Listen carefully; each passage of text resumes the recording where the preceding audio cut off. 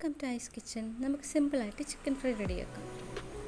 അതിനായി 1 teaspoon ginger garlic paste, 1.5 teaspoon Kashmiri chilli powder, 1/2 teaspoon garam masala, 1/2 teaspoon കുരുമുളക് പൊടി, 1/2 ടീസ്പൂൺ മഞ്ഞൾപ്പൊടി, ആവശ്യത്തിന് ഉപ്പ്, 1/2 ടീസ്പൂൺ പെരിഞ്ജീരകം, 1 ടീസ്പൂൺ വിനാഗിരി എന്നിവ ചേർക്കുക.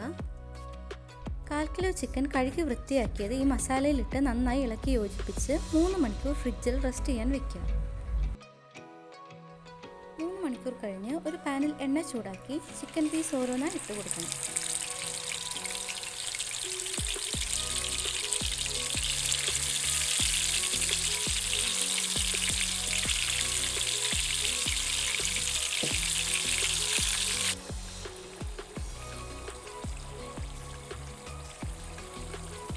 ഏകദേശം ഒരു സൈഡ് വെന്ത് വരുമ്പോഴേക്കും നമുക്ക് മറിച്ചിട്ട് കൊടുക്കാം. മറിച്ചും തിരിച്ചുമിട്ട് ചിക്കൻ ഇങ്ങനെ നന്നായി ഫ്രൈ ചെയ്തെടുക്കണം.